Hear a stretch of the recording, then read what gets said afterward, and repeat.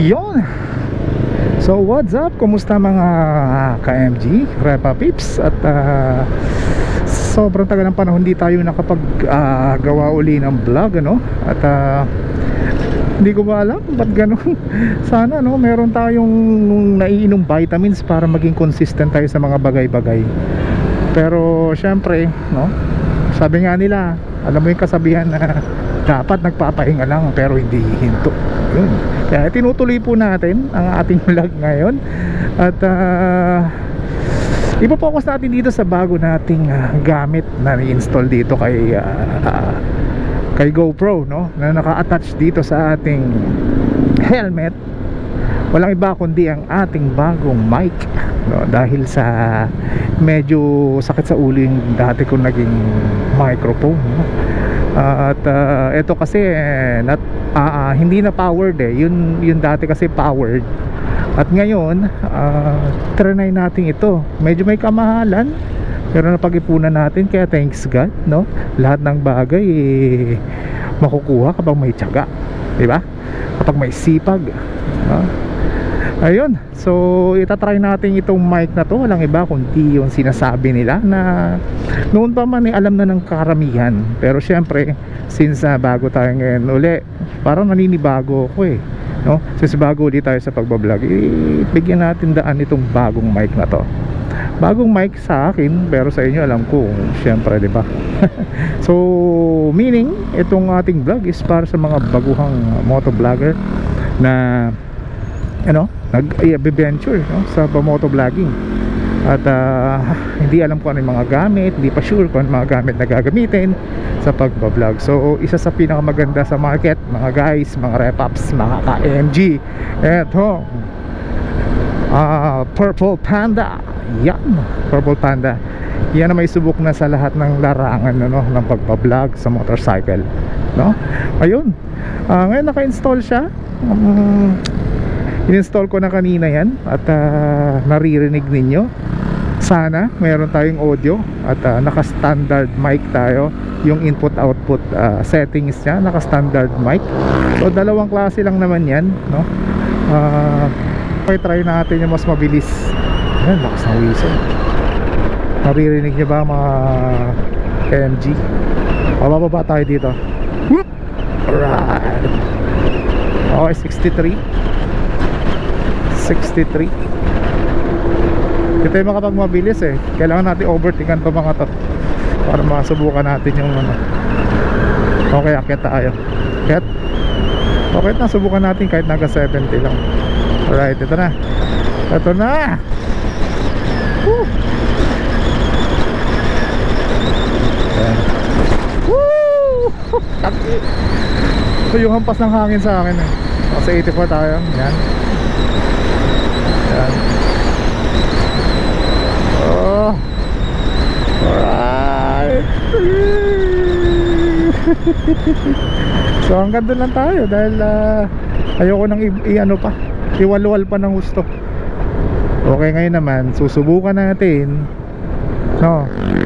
after natin subukan yung first settings kung gaano nito, kung kuha ba yung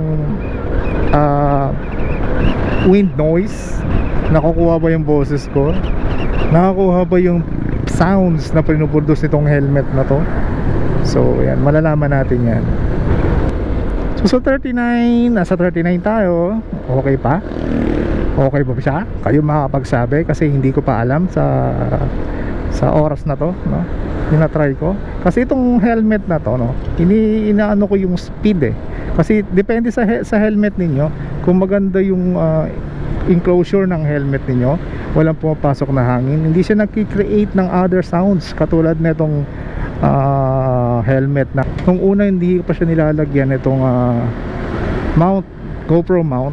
Okay siya kahit sa high speed, pero nilagyan ko na since nagkaroon na siya ng maliit na uwang dito sa harap. Kung mapapansin ninyo, ayan ito to, nagkaroon na siya ng parang whistle sound, isa yun sa natin kinoconsider din natin pagdating sa pagpuproduce na magandang sound sa ating vlog, yung mga pag-eliminate ng mga extra unnecessary sounds ng ating project or vlogs. Alright, yun. So ngayon nasa 36 tayo.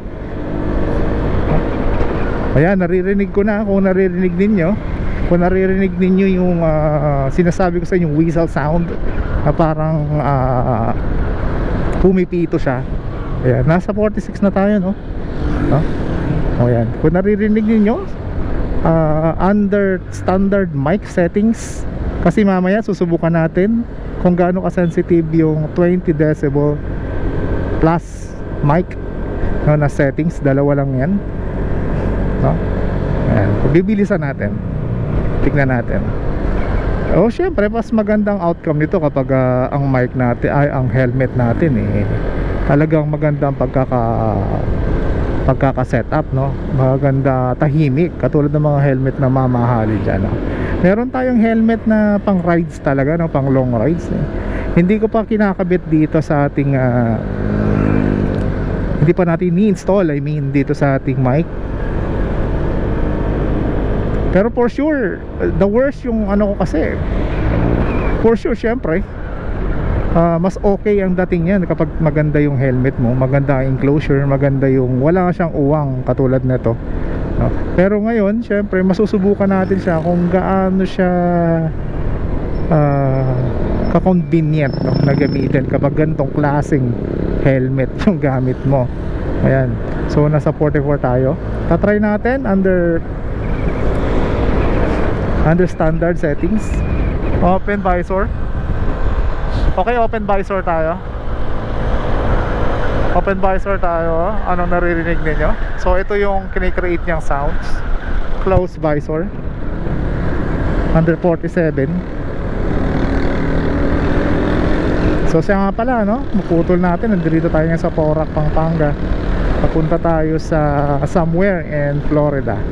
Right? So dito kaya minabuti kung dito na lang idaan to dahil masusubukan natin talaga to. Alright,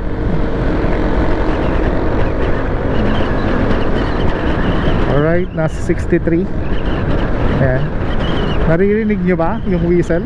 Ayan, lakas, oh, lakas ng hangin, lakas ng hangin. Ayan.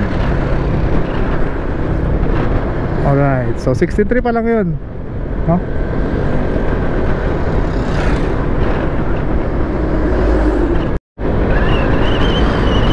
Okay, try natin yung mas mabilis.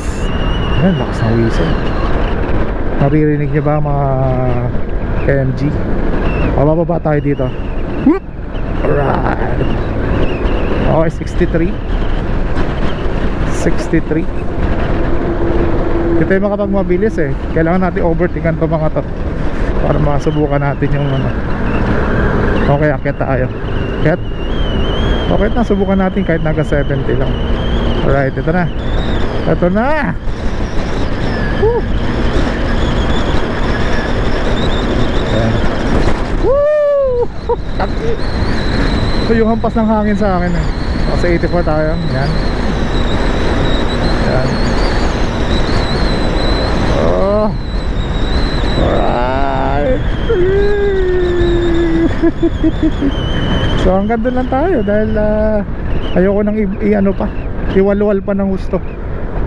Okay, ngayon naman susubukan natin, no, after natin subukan yung first settings, kung gaano ano nito, kung kuhang-kuha ba yung wind noise, nakukuha ba yung boses ko, nakakuha ba yung sounds na pinuproduce nitong helmet na to. So yan, malalaman natin yan.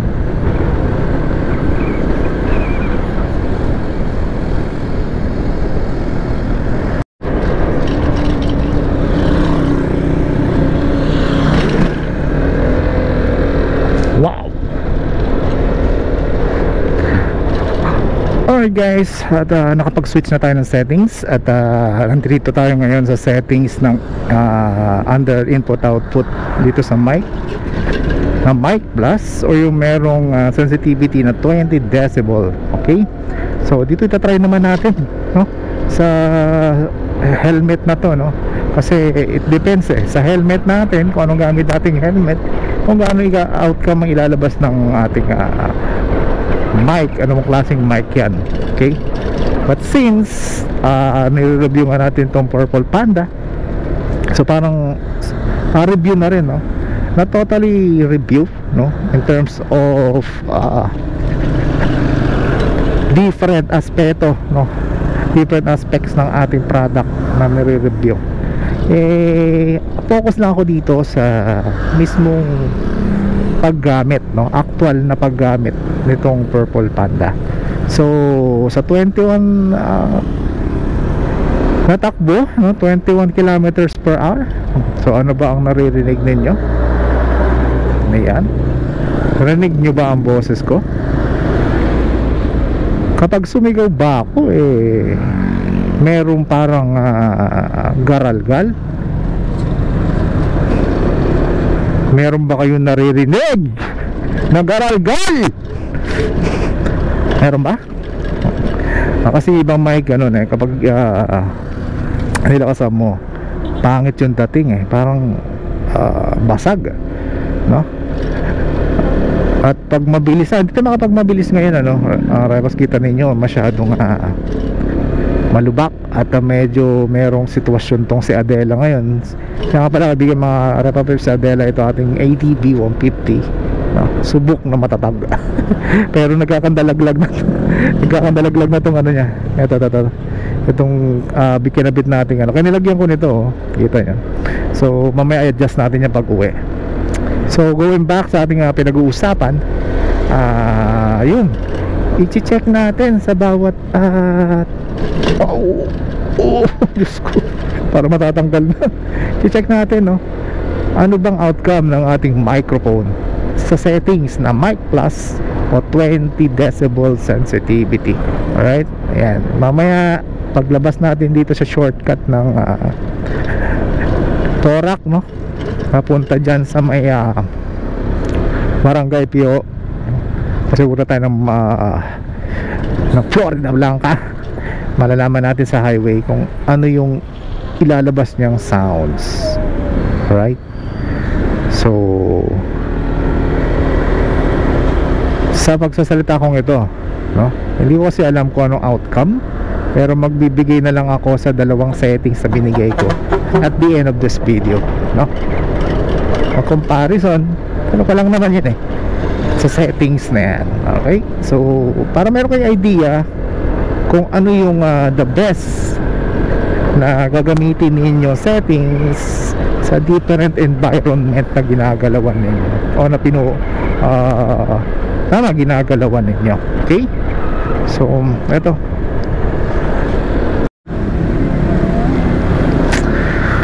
already dito tayo sa bandang highway, papuntang Florida Blanca. At dito natin masusubukan itong ating mic kasama ang helmet na to. Ayan, open visor muna tayo. Open visor. Ayan, ano ba ang dating ng boses ko? Ayan, may dumadaan ng mga sasakyan. Kuha ba sila? Yan, malakas ang hampas ng hangin. Nagiging garalgal na ba yung ating dating? I don't know. Kasi ang pagkakasetup ng ating mic, nasa tabi lang ng ating lips dito. Pero nako-cover siya. Cover siya ng itong helmet. Medyo nakatago siya. Alright. Ayan, ngayon i-close na natin yung visor. Close visor tayo. Alright. Ayan, meron pang checkpoint dito, helmet. Walang helmet. Naka-helmet ka ba? Okay. Alright. Ayan, 52, 53. Ano bang dating sa inyo? Naririnig nyo na ba? Lumalabas na naman yung ating mahiwagang tunog. Lumalabas na naman ang mahiwagang sound sa ating helmet. Ang pumipito-pitong sounds, naririnig nyo ba? Kung naririnig ninyo, ay nako, gumagana yung sinasabi ng Purple Panda na 20 decibel sensitive ang ating microphone. So lahat yan maririnig, no? So mamaya tatry natin sa 80 kilometers per hour kung sabog na ba. Kung sabog na ba ang boses natin, no? Kasabayan natin ang sigaw, no? Kung malakas. Ayan, okay.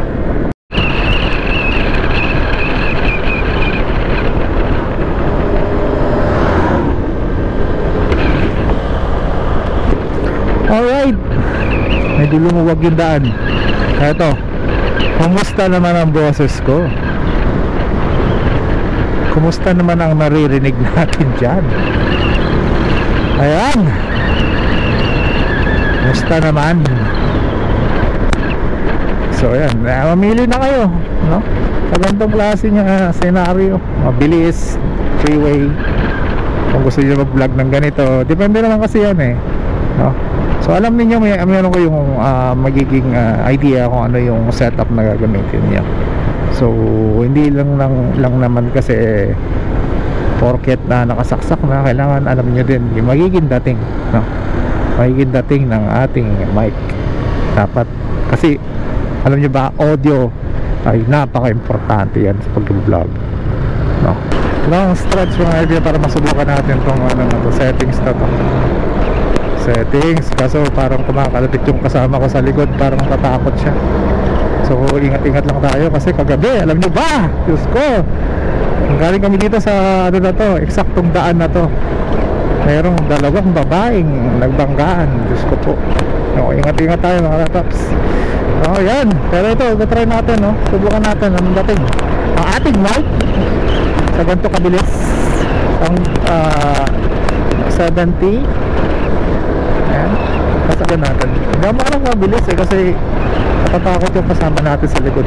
May kasama tayo sa likod sa IC. So tatry lang natin na yung sa abot ng aking makakaya, yung hindi niya, kasi tatakot nga siya. Ayan. Hindi pa. Hindi pa. Ayan, dali na lang yung bukas. Tagda. Malaglag to. Oh my god, ang ina. Oh my goodness. Kailangan maayos na to. Bakit ba hindi ko tayo naayos? Naglugurad tayo.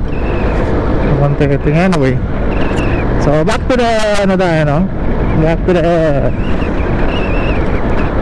topic. Ito yata eh. Ay, ina. Nakakatakot. Nakatanggal siya. Ay, Diyos ko. Hindi ako makapag-focus. Uy, hindi ako makapag-focus eh. Baka matanggal eh. Diyos ko. Ayan, wala na. So, okay naman siya nagwalang lubak, no? Kasi pag may lubak, nakakatakot. So, ayun nga, no? Siguro naman nagkaroon kayo ng comparison sa dalawa. Mostly kasi ang gamit ko is standard lang, no? Kasi pag sobrang sensitive ng ating mic, lahat sinasagap niya, no? Kasi pag standard, volume up lang natin, mapapalakas na natin. And hindi katulad ng naka sensitive 20 decibel, no? Lahat ng ingay makukuha niya, no? No? So depende sa inyo, depende sa preference ninyo kung anong gagamitin nyo. At least may idea kayo kung ano. Siya nga pala ang setup natin, no? Meron tayong tawag dito sa kanya. ha? Nasa pensa yung sa delivery doon sa Jal, halong ba yun? Sa halong, kaso may checkpoint, last na lang doon yung deliver na yun. Yes ah. Checkpoint yun. So ayan, galing na aming delivery. Naubos na. Gumagaling na yung aming delivery rider na si Richard. Shout out Richard. Keep up the good work. Ayan. At sana magbati na kayo ng inyong jowa. Wag lang away-away.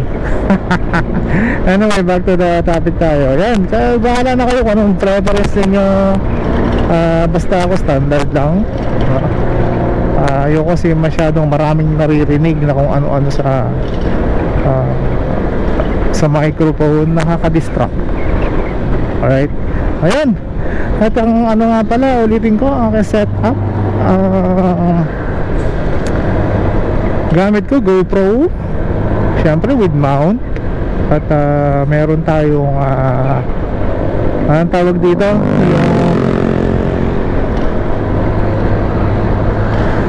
yung audio interface ba tawag dito? And then nakalimutan ko yung tawag eh. Paki-correct nga ako ano man tawag dito. Ito. Ayan. Yan na yung tawag.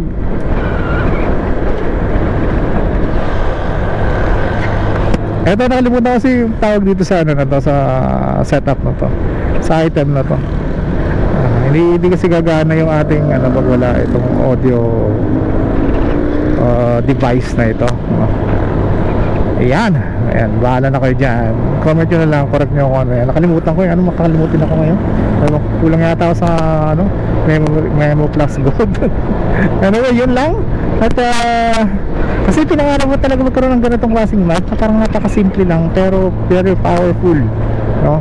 Simpleng device, napakadaling gamitin. Walang battery kailangan ikabit. Ilalagay mo lang dyan, kakabit mo lang, on the go. Madaling gamitin. Andiyan lang, napaka very easy gamitin, no? So that's it guys, hanggang dito na lang tayo, no? Sana nakatulong ako sa inyo sa munting informasyon na share ko sa inyo. Alright, ayan lang. At expect din yung mga next vlog natin, next na kung ano-anong gagawin natin. So bukas nga pala, bibili ako ng motor na pang-deliver ng ating mga produkto. So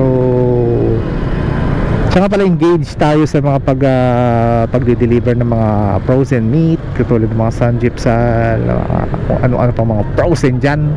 At siguro yun na muna yung pupukusan natin kasi napakadami ko experiences. Sabi ko pati hindi ko i-vlog tong mga pagde-deliver kasi nagde-deliver din ako no?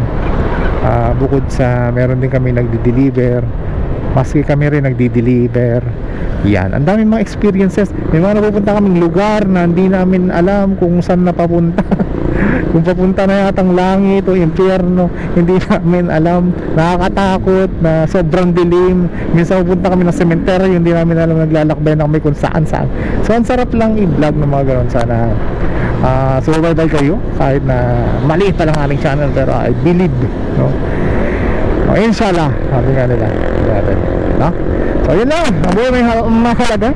So yun lang, ang buhay mahalaga mga retops. Kaya ingat tayo sa kalsada, especially sa mga tulad nating rider. Ano dyan, ride vibes dyan, no? Ingat, no? Ang buhay mahalaga, sobra. Kaya mayroon pa tayong uuwian. Yun lang, kabush!